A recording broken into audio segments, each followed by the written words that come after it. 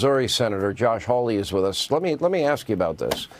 So they didn't secure the area that it was known where paparazzi hang out, a vulnerable part of this golf course, within, depending on which area you're in, they didn't secure the area. And that, to me, is unconscionable. On top of the Butler failure, you have two assassins now coming within 100 to 300 yards of Donald Trump. How is that possible? Yeah, well, it shouldn't be possible, Sean. That's the problem. And here's the deal. I mean, we've had people from within Secret Service come forward to my office and say that it is standard protocol on that very golf course, which Trump plays all the time, by the way. It is standard protocol to go and sweep it, number one, before he gets onto the course. Number two, where there are known vulnerabilities, like where the paparazzi gather, which is where that shooter was, they normally post up agents there. But they didn't do that on the day that Trump was nearly shot at again. Why in the world not? I mean, we need some answers. And I tell you what, Sean, I listened to the Secret Service director's press conference on Friday. We didn't get any answers. He barely talked about anything. It was all about, oh, well, we promised to do better and we're doing our own investigation. Listen, why don't you change some stuff? Start protecting Donald Trump, start protecting the people who go to his rallies. The Secret Service is in a world of hurt right now, and because of it, people are in danger. They need to give us some answers. The biggest problem I have, and I think it's important to bifurcate out the agents that were on the golf course with President Trump, the amazing job all of them did. They protected the president. They got him out of the area. One very, very sharp guy happened to see the barrel of a gun. In many ways, I would argue he got lucky. He's great at his job. He got lucky. Those guys deserve our praise for their courage, for their heroism. But you bring up the important point. They didn't sweep the area, and then the acting director said that the plan worked. Now, that's like telling me that we had a sloped roof in Butler where they wouldn't allow you to even inspect it right after the assassination attempt. That was like that sloped roof excuse, and it wasn't a sloped roof. So I don't know what to make. If that plan is the one that worked, how do you define failure?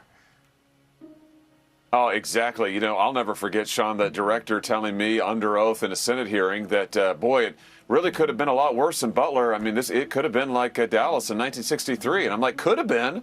I mean, a civilian was killed. Trump was shot. I mean, he was actually shot. Let's not forget what happened there. And listen, now we've got another shooting attempt. Clearly what they're doing is not working, number one. Number two, Sean, they're not following their own protocols. That's what the whistleblowers tell me. And I just want to know, what's the truth here? What's going on at the Secret Service? And you're right, it's leadership. That's the problem here. These agents in the field, they're working their butts off. They're doing what they can, but their leadership is failing them. And I tell you what, they need to do something to instill some confidence. We need to see some people fired. We need to see new protocols put into place. We need to be assured that Trump is being protected and everybody going to his rallies are being protected. And Sean, right now, I don't have confidence in any of that. Well, I've been told by sources within the Trump camp that repeatedly they have asked for extra protection. Repeatedly, they have been denied that protection. Have you had any whistleblowers telling you the same? Yes, absolutely. I've heard the same thing. In fact, Sean, I heard that with regard to the Butler rally, even the Secret Service agents who were detailed to the Trump campaign, they were requesting more resources, and Secret Service headquarters told them ahead of time, hey, don't make any more requests for Butler. We're not going to give you any more manpower. And then, Sean, they turn around and tell us, oh, we never formally denied any additional resources to Butler. That's because the Secret Service told them ahead of time, don't make any requests.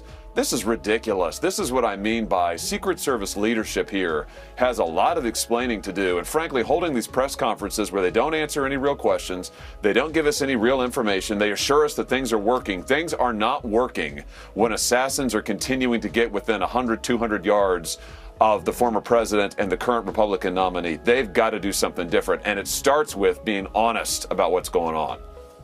Well, that's clear. If they think the plan works, that's not happening. And I would be very clear here. We have to protect any politician, high-ranking, any presidential candidate, Democrat, Republican, liberal, conservative. It doesn't matter. That's their job. The guys that around President Trump did their job. but they didn't sweep the area, and they created yet another opportunity for a would-be assassin to get that close to President Trump. It can't happen to anybody. Anyway, Senator, thank you.